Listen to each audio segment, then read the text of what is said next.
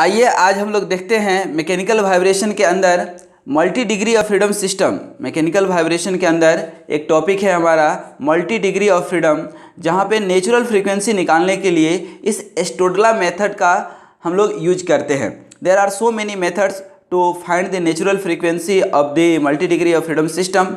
ये multi degree freedom of system आप देख चुके हैं, K1, K2, K3। ये स्प्रिंग मास सिस्टम है, ये आपका मास M1, ये M2 और M3।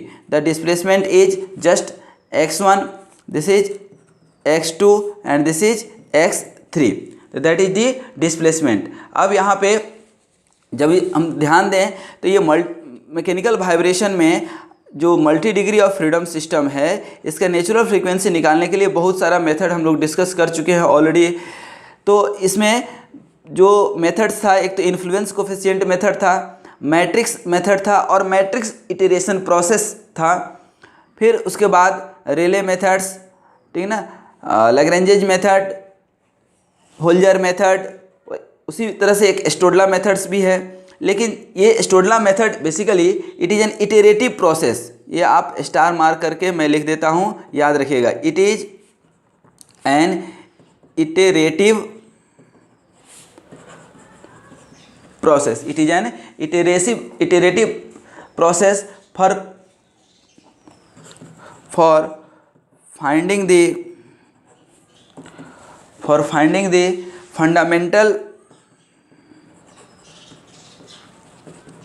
Fundamental natural frequency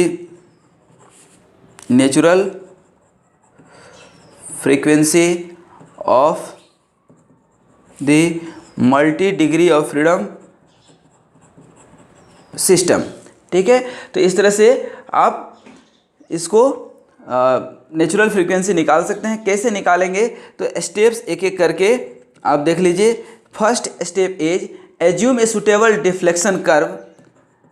assume a suitable deflection curve.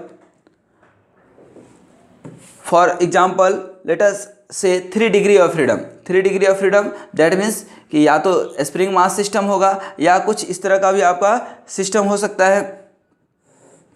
ये आपका सपोर्ट है और यहाँ पे आप फोर्स लगा रहे हैं P1, P2 एंड P3। तो इस तरह से आपका ये जो डिफ्लेक्शन होगा कुछ इस तरह से,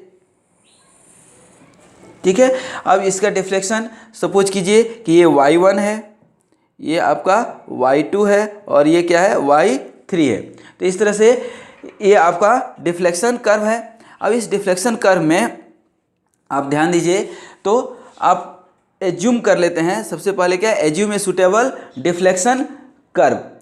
suppose it is a 3 degree of freedom system and y1 is 1, y2 equal to 1 and again y3 is 1, ठीक ना।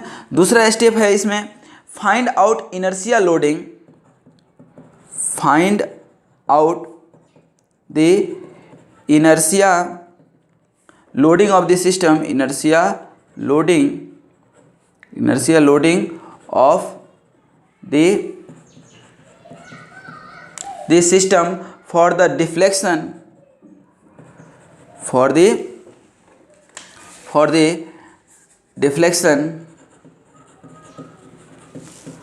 the deflection as assumed in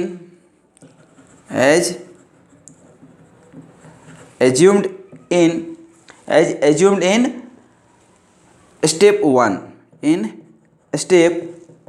तो यहाँ पे स्टेप 1 में जो आपने लिया था इसी को हम इनर्शिया फोर्स दैट मीन्स की क्या लिख सकते हैं, F1 इक्वल टू क्या लिख सकते हैं, M1 omega square Y1। F2 equal to क्या लिख सकते हैं, M2 ओमेगा स्क्वायर Y2। इसी तरह से F3 इक्वल टू क्या लिख सकते हैं, M3 ओमेगा स्क्वायर Y3। यहाँ Y1, Y2, Y3 तीनों को हम यूनिटी ले लिए हैं तो क्या हो जाएगा, M1 ओमेगा स्क्वायर, यहाँ पे M2 ओमेगा स्क्वायर और यहाँ पे M3 ओमेगा स्क्वायर। ठीक है, अब यहाँ पे आप इसी को अब थर्ड स्टेप देखिए क्या है। अब यहाँ पे एज्यूम करने के बाद third step, what will be third step, from this inertia loading,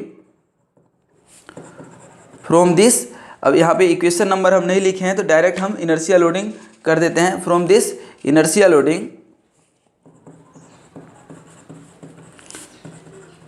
यहाँ पे आप इक्वेशन नंबर भी कर सकते थे 1 2, हमने नहीं किया है तो कोई दिक्कत नहीं है। From this inertia loading as obtained,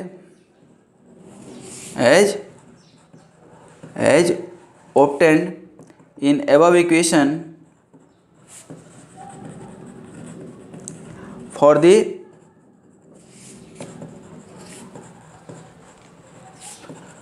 the corresponding deflection curve,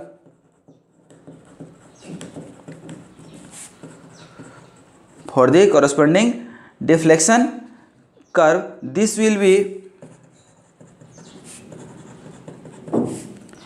be in terms of omega square.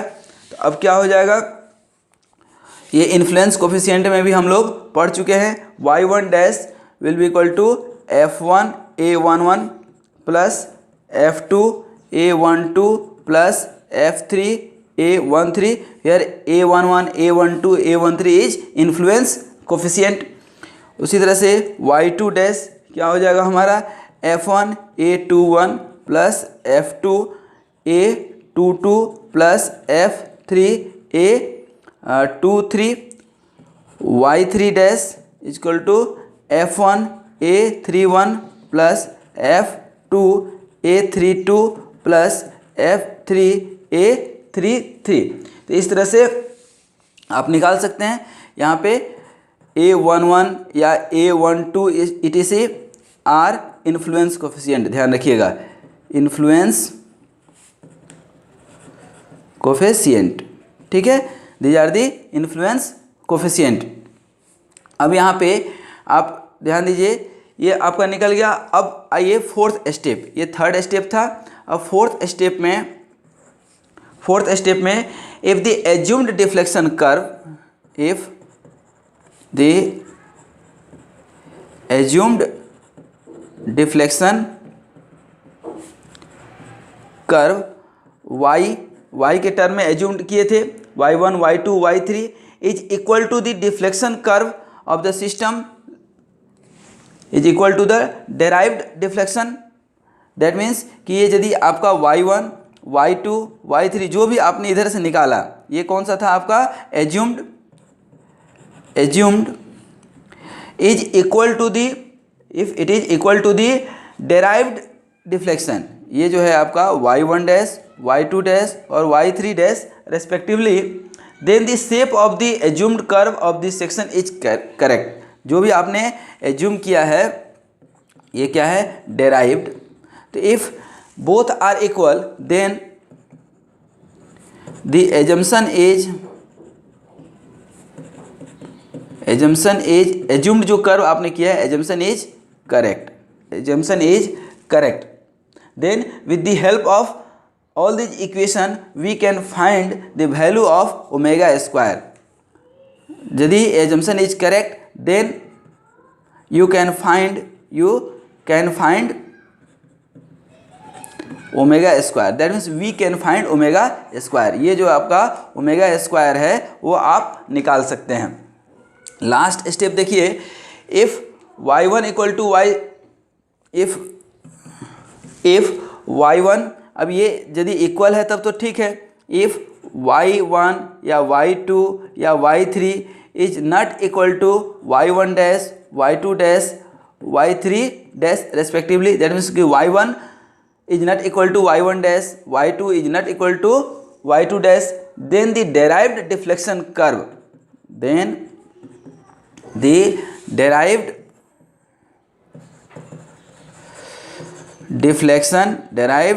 deflection,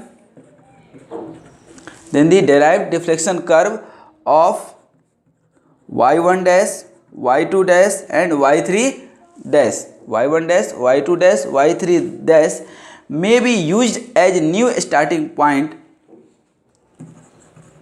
may be used as new starting point,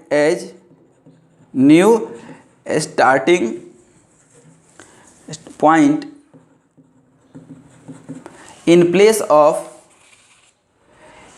may be started as new starting point in place of y1, y2 and y3 in the process। जो भी आपने process repeat किया था, तो ये यदि satisfied हो गया तब तो कोई दिक्कत ही नहीं है, you can find the value of omega square. लेकिन यदि ये सेटिस्फाइड नहीं है, then you will need to take another value, new starting point for this point. So you can repeat the process, that means you will need to repeat the process till the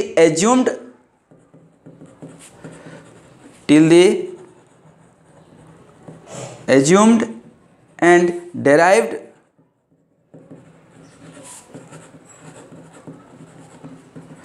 deflection curve are equal। तो ये अपना था Stodola method to find the natural frequency, that is very much easy.